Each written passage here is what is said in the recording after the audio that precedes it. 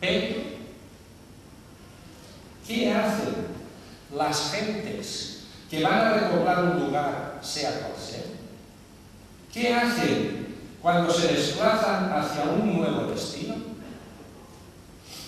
Indudablemente, cargan con todo el bagaje sociocultural y se asientan en los nuevos territorios con todo su bagaje sociocultural, con su religión cristiana de cristianos viejos, con sus costumbres arquitectónicas, con sus costumbres culinarias, etcétera, etcétera. Si, por ejemplo, tomamos como referencia la conquista y repoblación de todo Centroamérica y Sudamérica, nos encontraremos con que la mayoría de las costumbres sociales de esos países son derivadas de costumbres españolas, cuando no las mismas. Y nos encontraremos con que el traje charro de los mexicanos, por ejemplo, no es más que un derivado del traje charro de los salmantinos, por decir algo. O que las casas de los ranchos son idénticas a las casas de los cortijos españoles. Es decir, que en América encontramos muchas concordancias que prueban que sí hubo una repoblación de españoles, cuando no una colonización. Sin embargo, en Baleares, todo lo que se encuentra, se mire por donde se mire, son discordancias. Como ejemplo de discordancia entre catalanes y mallorquines, diré que en Baleares se celebra la Pascua Florida siguiendo las indicaciones que Moisés dio a los israelitas la noche antes de la salida de Egipto. Indicaciones plasmadas en el Antiguo Testamento. Mataréis un cordero, os comeréis las entrañas y la carne que podáis con pan ácido, y lo que sobre lo prepararéis para el camino, para así no tenernos que parar a cocinar durante la huida, pues los soldados del faraón saldrán a perseguirnos. Y así lo hacemos en Baleares. El sábado santo, desde tiempos inmemoriales, preparamos la carne de cordero en empanadas individuales de forma redonda con pan ácido y cenamos las entrañas de cordero. A esa cena se la llama frito de Pascua, es decir, frito de Pascua, o también frito de cordero, o mucho más conocido en los restaurantes como frito mallorquín. Y hasta bien entrado el siglo XX, únicamente se confeccionaban empanadas por Pascua, al igual que el turrón solo se prepara por Navidad. Hoy día, sin embargo, se pueden encontrar en cualquier panadería todos los días del año y de variados rellenos. Pues bien, ¿saben ustedes cómo celebran Pascua Florida en Cataluña? Haciendo monas de Pascua de chocolate, muy famosas, por cierto, las suyas. Es decir, que los mallorquines celebramos Pascua como los antiguos israelitas y ellos, los catalanes, como los pueblos cristiano-germánicos. A esta, llamémosle anomalía, hay que añadirle indefectiblemente una más. Para mí, la más importante y significativa de entre las muchas que pudiera presentar hoy aquí, pues con ella va implícitamente la esencia identitaria de un pueblo.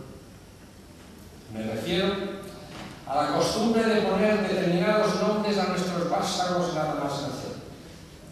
Nombres que determinan la zona geográfica o país de procedencia de quien lo lleva. Es decir, que si alguien dice llamarse Hans, por ejemplo, enseguida lo encuadraremos como persona descendiente de alemanes. O si dice llamarse François, lo encuadraremos enseguida como francés. ¿Por qué? Porque son nombres típicos de esos países. Así de simple.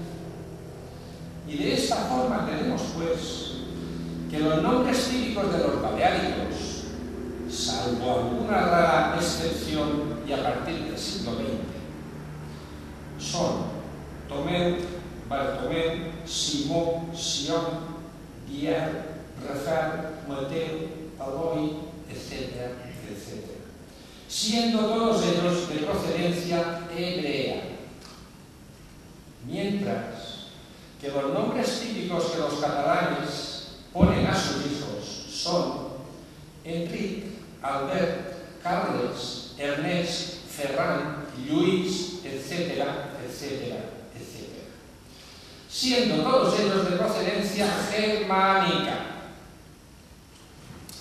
Y si nos pasamos al terreno arquitectónico, nos encontramos con que en toda Baleares no existe ni una sola masía.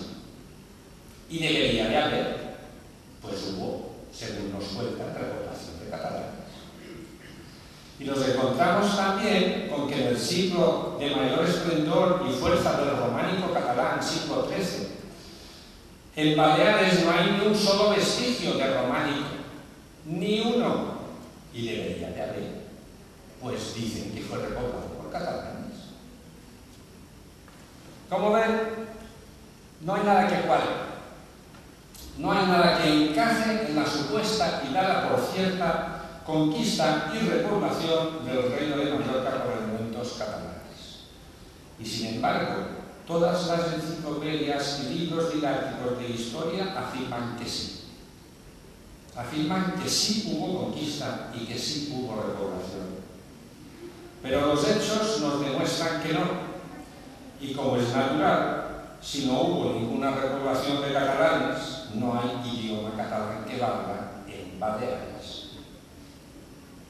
Me viene aquí a la memoria una reflexión del historiador don Jaime Capó Villalonga, que, reconociendo la falsedad de la conquista y repoblación por catalanes, dijo, y se publicó en una entrevista en el diario Mallorca, el historiador ha de tener la humildad de saber cambiar y rectificar ante las evidencias.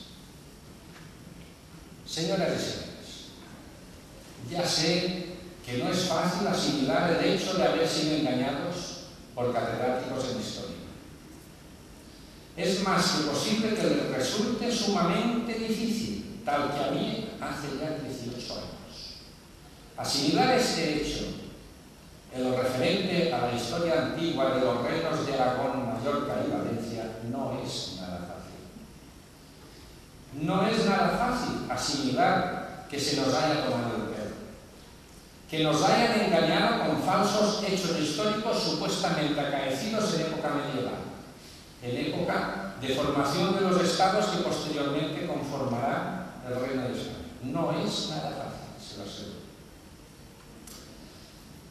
Pero, sin embargo, la documentación, los hechos y las evidencias están ahí. Son tangibles. Y estas nos dicen que el reino de Mallorca ni fue conquistado por catalanes, ni fue repoblado por catalanes, ni ahí se habla catalán, aunque lo ponga su estatuto de autonomía. Muchas gracias.